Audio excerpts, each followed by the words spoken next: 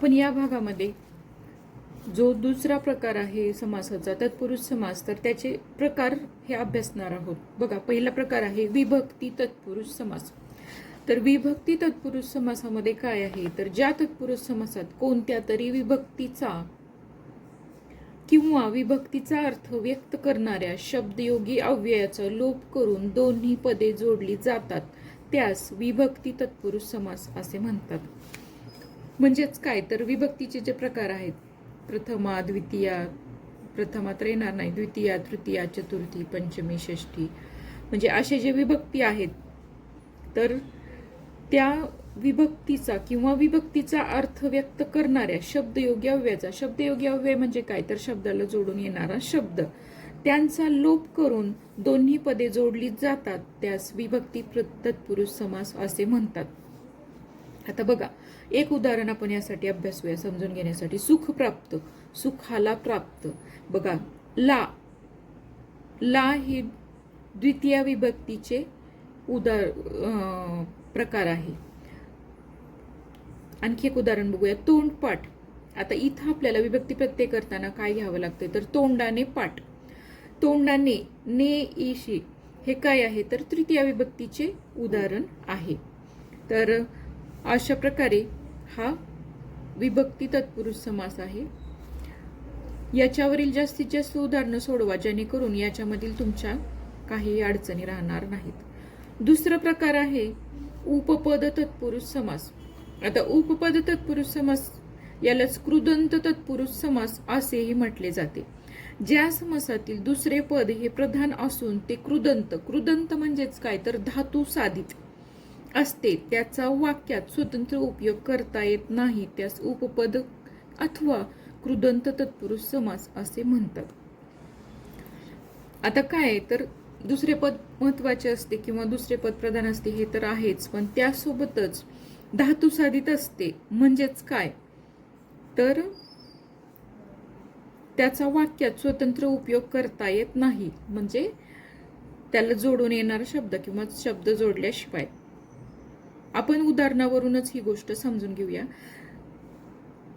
बघा, नीरज, नीरात जन्मलेले, किंवा ग्रंथकार, ग्रंथ करणारा. तर शेतकरी, शेती करणारा. म्हणजे इथं काय आलेलं आहे, तर हे धातू साधिताचा इथे उपयोग केलेला आहे आणि याच्यावरून आपल्याला हा उपपद तत्पुरुष समास हा स्पष्ट होतो. तिसरा आहे नत्र तत्पुरुष समास. नत्र तत्पुरुष समास. ज्या तत्पुरुष समासातील पहिले पद हे नकारार्थी असते त्यास नत्र तत्पुरुष समास असे म्हणतात. आता पहिले पद हे नकारार्थी असते, ही गोष्ट आपल्याला पटकन लक्षात येईल. नत्र तत्पुरुष समास हा ओळखण्यासाठी अतिशय सोपा असेल. म्हणजेच काय, तर पहिलं जे पद आहे ते न, ना, बे, नी अशा नकारार्थी शब्दांनी जे सुरुवात झालेली असेल त्यालाच आपल्याला म्हणायचं आहे नत्र तत्पुरुष समास. आता आपल्याला हे उदाहरणावरून समजून घ्यायचं आहे. बघा, नापसंत. आता पहिल्याच शब्दामध्ये ना आलेला आहे, म्हणजे काय, तर नकारार्थी शब्द आलेला आहे ना, म्हणजेच पसंत नसलेले. किंवा गैरसोय, सोय नसलेली. अनैच्छिक म्हणजे ऐच्छिक नसलेले किंवा इच्छा नसलेले. तर बघा, या सगळ्या उदाहरणांवरून आपल्याला नत्र तत्पुरुष समास कशा प्रकारे नकारार्थक शब्दांनी सुरुवात होते हे आपल्याला कळले असेल. आणि काही याच्यामध्ये अडचणी असतील, काही तुम्हाला शंका असतील, तर ते कमेंटमधून नक्की कळवा. बघा, पुढचा प्रकार आहे कर्मधारय समास. आता कर्मधारय समासामध्ये काय आहे, ज्या तत्पुरुष समासातील दोन्ही पदे प्रथमा विभक्तीत असतात तसेच पहिले पद विशेषण असून दुसरे पद नाम असते. आता विशेषण म्हणजेच काय, तर नामाबद्दल विशेष माहिती सांगणारा शब्द. म्हणजेच नाम आणि नामाबद्दल माहिती सांगणारा शब्द हे दोन्ही ज्या समासामध्ये असतील त्यालाच म्हणायचं आहे कर्मधारय समास. आणि आणखी एक महत्वाची गोष्ट लक्षात ठेवायची ती म्हणजे याच्यामध्ये दोन्ही पदे ही प्रथमा विभक्तीमध्येच असणार आहेत. म्हणजे इथं दोन मुद्दे आपल्याला लक्षात घ्यायचे. एक म्हणजे दोन्ही पदे प्रथमा विभक्तीत असतील कर्मधारय समासामध्ये, म्हणजे जे दोन शब्द येणार आहेत ते दोन्ही प्रथमा विभक्ती. तसेच दुसरं म्हणजे की एक पद विशेषण आणि नाम हे दोन्ही शब्द सुद्धा या समासामध्ये असणार आहेत. तसेच या दोन्ही पदांचा संबंध विशेषण व विशेष्य किंवा उपमेय आणि उपमान या स्वरूपात असणार आहे. त्यालाच कर्मधारय समास असे म्हणायचे आहे. तर कर्मधारय समासाची आपण एक दोन उदाहरणं अभ्यासूया.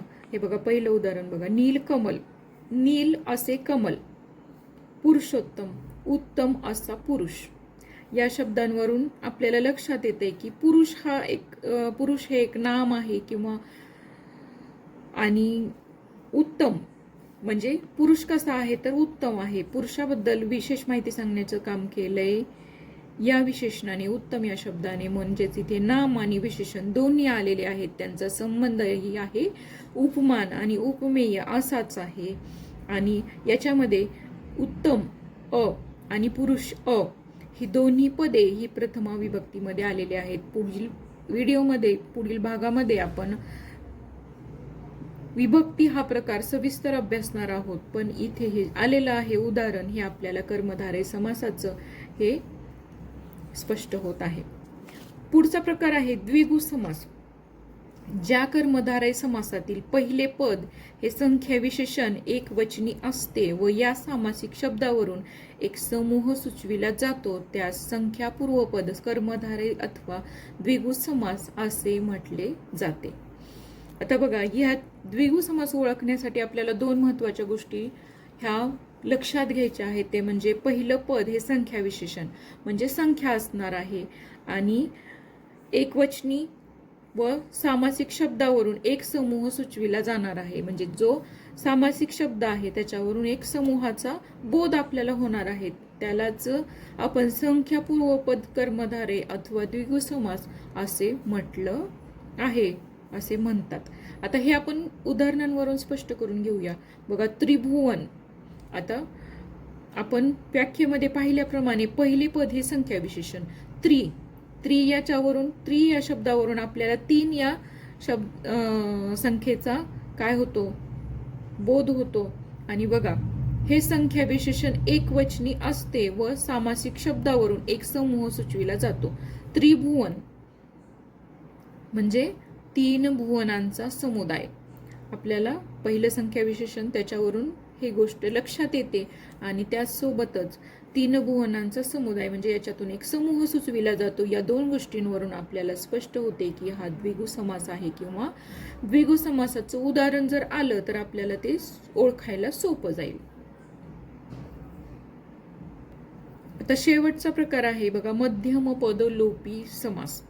ज्या कर्मधारय समासात पहिल्या पदाचा दुसऱ्या पदाशी संबंध दाखविणारे शब्द लुप्त असतात व विग्रहाच्या वेळी त्यांची स्पष्टता करावी लागते त्यास मध्यम पदलोपी अथवा लुप्त पद कर्मधारय समास असे म्हणतात. आता मध्यम पदलोपी या समासाच्या नावावरूनच आपल्याला ह्याची व्याख्या कळते. मध्यम म्हणजे मधले पद जिथं लोप पावणार आहे त्यालाच म्हणायचंय मध्यम पदलोपी समास.